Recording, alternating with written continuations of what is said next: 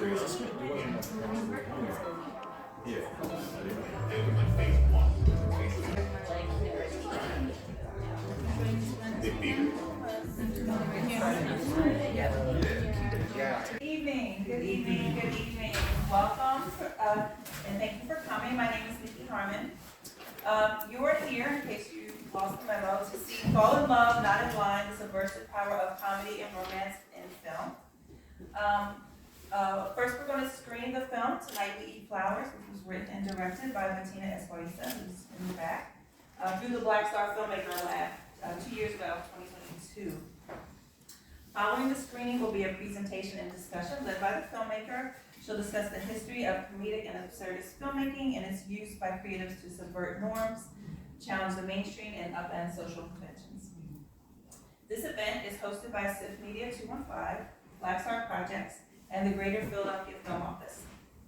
If you don't know SIFTMedia 215, I'm the program director, and it's a cooperative that centers Black and Latinx women-identified independent media artists in the Philadelphia metropolitan area. As filmmakers, we seek to educate ourselves and the wider community by creating socially conscious, culturally relevant work that challenges mainstream narratives and structures. Our mission is to use our collective strength to amplify the work of and create meaningful opportunities for Black and Latinx women, content creators, by providing a community of support to share resources, skills, and creative space. It's a lot of words. But basically, we try to provide access to resources, workshops, education, collaborative fundraising, crew for each other, support each other, rough cuts and support and networking and all of that. It's a great community. We've been really working together since 2020, and this is one of our events. I was the producer on the film that we're going to see, and Bettina and I have worked together before we were in SIFT, now we're in SIFT together. And we work together a lot. But I'm really proud of this film. This is totally her creative work. I just tried to send all the emails that needed to be sent for it and keep the budget so kind of. Anyway. Women of color filmmakers here in Philadelphia that I'm happy to be a part of. Thank you so much for organizing the screening, and to Black Star, and to Cinespeak, and Film Office, and all the amazing people who were involved in making this happen. I've used a computer before. You have to hold it down at the bottom. Yes, there you go. I don't know, I was kind of confused about what I was going to do tonight, to be honest. You know, I was like, I wrote the description, so you would think that I'd have a clear path, but I didn't, it turned out. So there was a couple of options, and I'm giving you a little bit of both, right? So first of all, Fall in Love, Not in Line. People were like, oh, that's an amazing title, how'd you come up with it? I did not come up with it, all right? It is a part of like anarchist and like punk culture in terms of graffiti.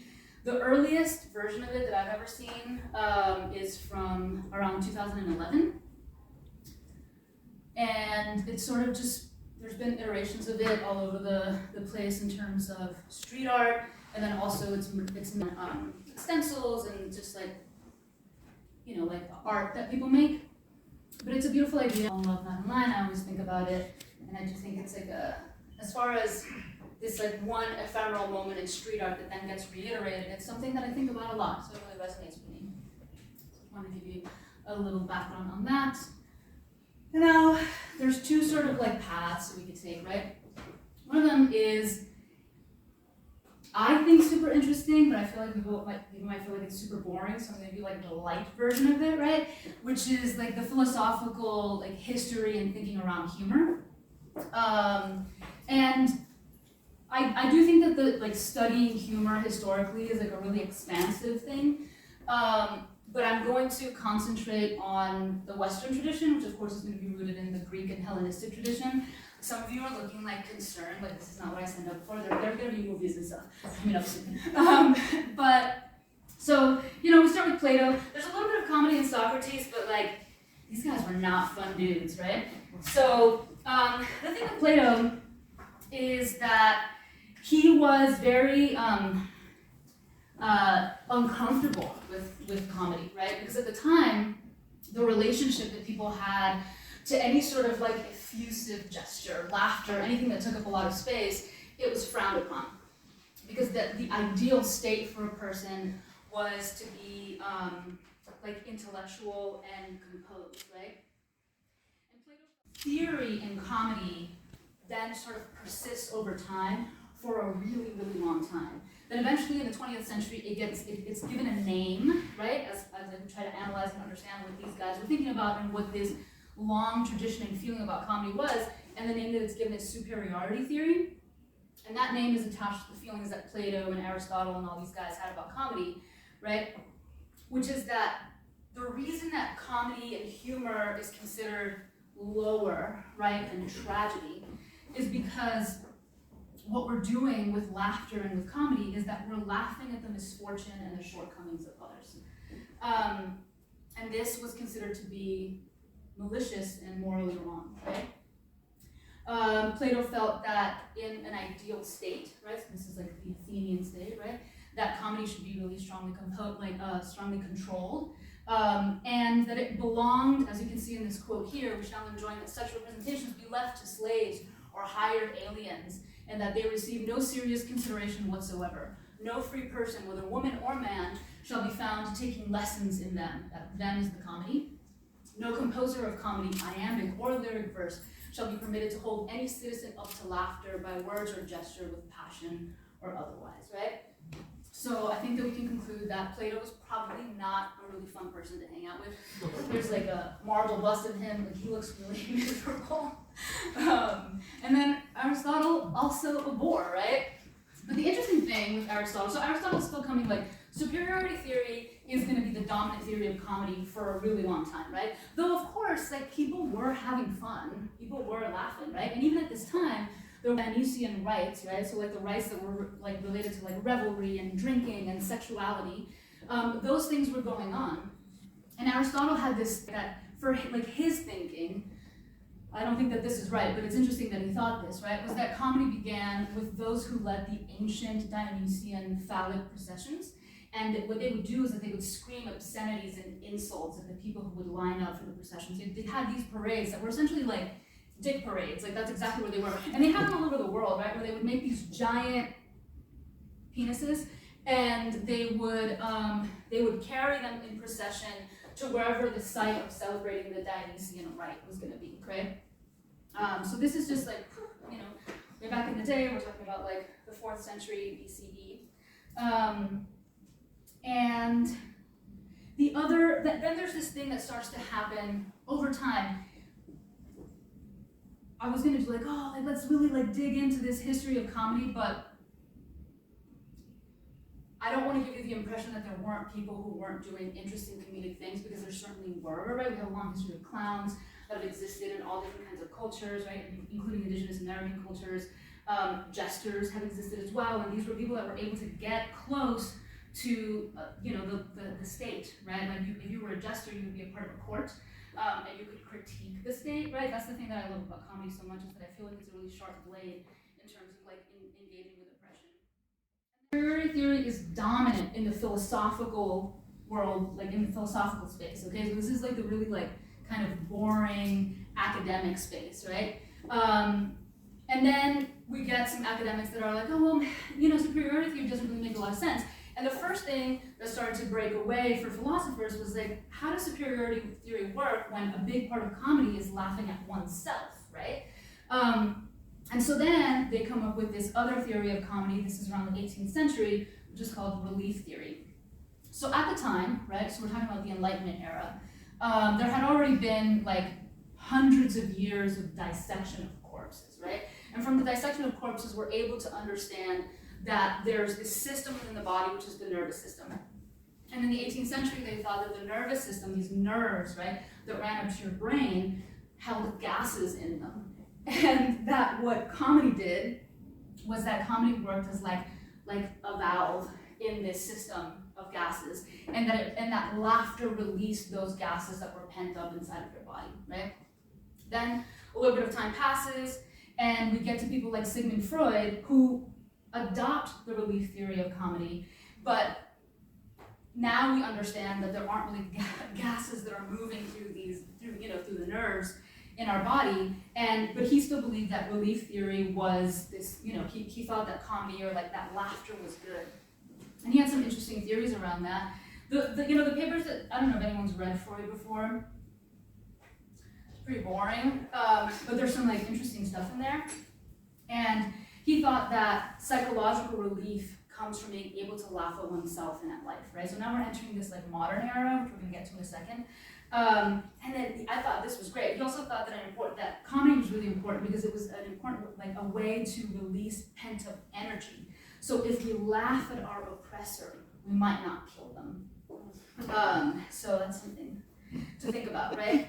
And then the other sort of dominant theory of comedy is called incongruity theory.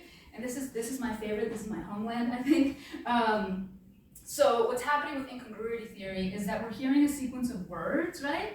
A sequence of words, a sequence of events, somebody is telling us something, and then they say something unexpected. An unexpected thing happens, right? And that, I think, is like the territory of stand-up, and it's the world of comedy that we're really familiar with, which then got pushed way into like the limits with people like the surrealists and the Dadaists, right? Like a surrealist might say, like, how many people does it take to change a light bulb?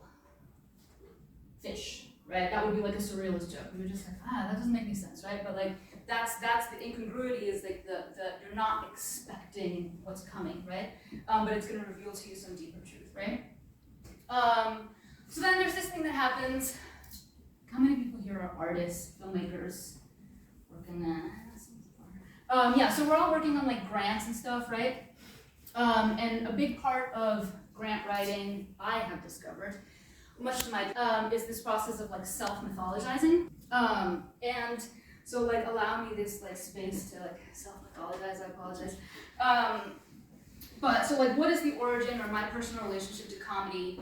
And the way that I think about it is that I'm sort of defined by these two like opposing forces in my life, right? So I'm from Paraguay, that's like the darker red country in the center. But I'm a mestizo person, and my indigenous culture is the Guarani culture, and like this map is actually not complete in my opinion, in the opinion of other Guarani speakers. Our territory is actually bigger, our language territory is actually bigger than that, because essentially we were nomadic people. But just to give you a sense of Epote is the word for poetry, but what it means is flowering language. So again, the flowers, right? Or blooming language. And then we have a phrase, right, which is Denteshem Borai Huyara, which means you are the sole owner of my heart. And I really like this one, because there's this whole thing, I gotta say. Okay. Okay. I need love touch.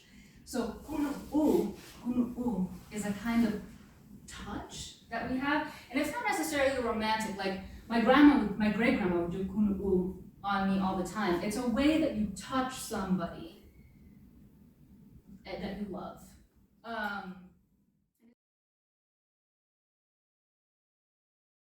And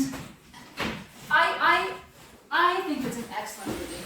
I can understand why somebody might watch it and be like, I don't like that movie. I feel like you're watching it with the wrong part of your brain, and that you give that part of your brain all the time to stuff that is asking you for that part of your brain, but you won't give it to this because we've sort of been primed to just like detest women, and especially find like older women grotesque. But it really isn't, it's really not that much different from like a totally classic Bond film where a bunch of incongruous stuff happens and sexuality that kind of like makes no sense, And it's also really similar to a lot of like comedies that I watched a lot as a kid because my dad was really into these like really questionable I don't know, like the Benny Hill show or stuff like that, or it's like these romps, I used to watch Benny Hill. Yeah, cool. Yeah, I feel like that's formative, like maybe in a bad way. So yeah, I don't know, that's what I think.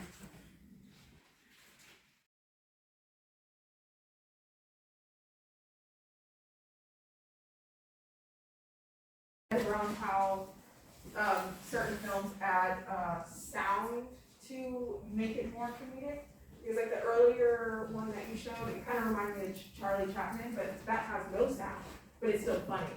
But now, like, we have a lot of films that have, you know, not just the dialogue, but like the score or the things that you hear below that. Do you have any insight around like the different ways that sensory plays into the comedy part? Yeah. I mean, I don't know if this answers like your question exactly. I mean, I feel so I feel like sound is a huge part of the narrative, right? And I feel like score in general. One of the reasons that I kind of like don't really like score in dramatic films is because I feel like score in dramatic films is incredibly manipulative, right? I'm sort of being like told what to think, and that if you added a score to it that was just sort of like carnival music, you'd be like, oh, this is kind of funny actually, you know? So yeah, I mean, I think that I just think that it's a part of it. It's a question of it's a tough question for me because it's sort of I feel like you're asking me like how do you know the joke is really good, right? Satisfied with where we are music-wise, right? It's not like we're working to develop this film into a feature, and the music is one of those things that I'm just like, oh, I gotta get somebody who's totally insane, you know, who understands like how to just go there, you know. And I think that comedy is the same way in terms of like writing a really good joke or getting into that space is about like really pushing against stuff. And I do think that there's like a vulnerability to it. But one of the things that I will say about comedy, right, is like the most important thing to remember is where is like the site of power, right? And you sort of like should aim your skills in that direction, right? Because to sort of aim the dagger of comedy at people who are, you know, like not doing so well, I don't know what that is, you know. But people certainly do it and they build careers around it. And first of all, I don't think they're funny. They're clearly not good comedians, and I would say that that's sort of like the golden rule. I don't know, because you could use comedy to support fascism, but like, why would you? You know.